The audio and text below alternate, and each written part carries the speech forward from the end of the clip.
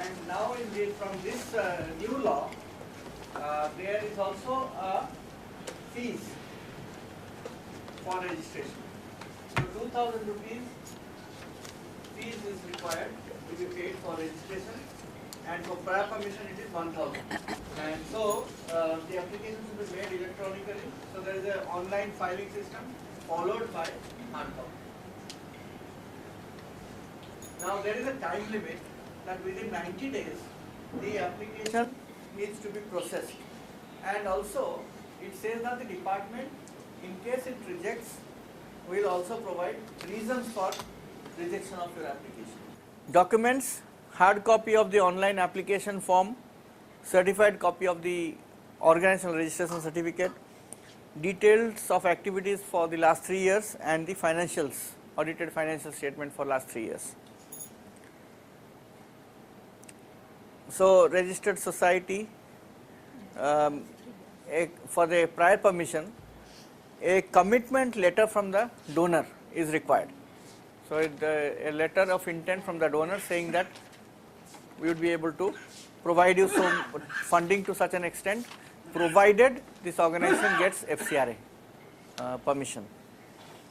And a reasonable project, submit a copy of the reasonable project for which foreign contribution is proposed to be utilized. So for prior permission the form is FC4, for new registration is FC3, for prior permission it is FC4, and similarly the electronic application followed by hard copies, and 1,000 rupees fees for the prior permission. Now if the application filed is invalidated, then the person shall be eligible to reapply only after 6 months from the date of cessation of the previous application. So if it is rejected or it ceases, then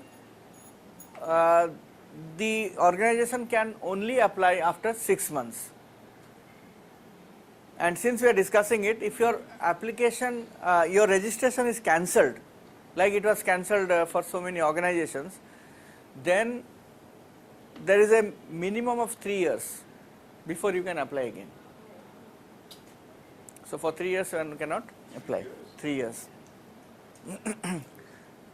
Like we said earlier in the previous law, there was deemed approval. So if you are not having the FCRA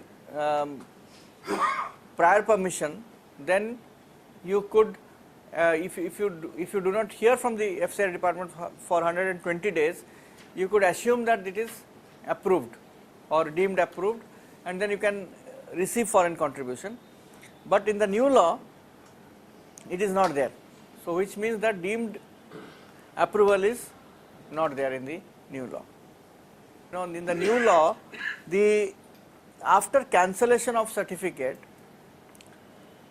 all foreign contribution assets thereof shall vest with such authority as may be prescribed. So central government can prescribe an authority with whom all this, if the registration is cancelled, it will vest with them.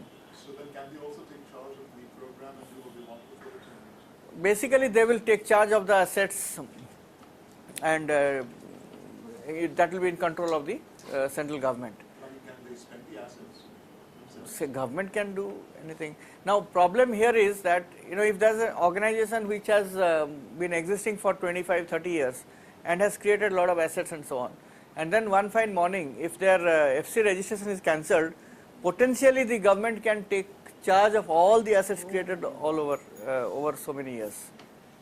So yeah, out of FC funds, out of FC funds. Foreign gifts, of course we have seen this. Now there is no lower limit, so gift from relative is exempted up to 1 lakh, and gift in kind, how much? 25,000. Now bank account, we already saw that receive in one designated bank account, but multiple bank accounts can be opened for utilization purposes only. Can you transfer FC funds to a field worker's personal bank account or not? No. So this should not be transferred normally. Under normal financial management principles also, it should not, program funds should not go into anybody's personal bank account. And even FC funds should never go to the personal bank account of an organization.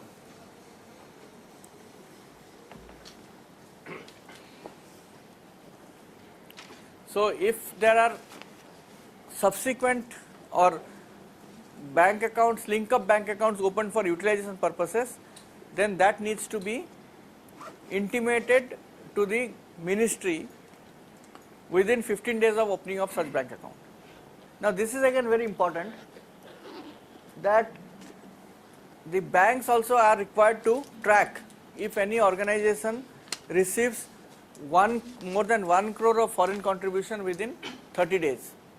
Then they are also required to report it to the Reserve Bank of India and the FCRA department. Or if foreign contribution is received without registration or prior permission. So separate books of accounts for the FC funds need to be maintained,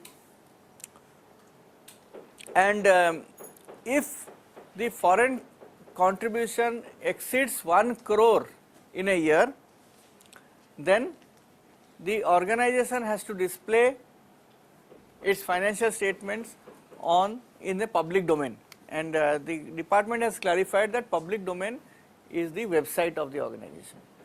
So for Help Your NGO, any organization who is receiving more than 1 crore, they are obliged to put their financials on their own website. So that much you can get. Below 1 crore you have to give that money, award, 1000 rupees. So,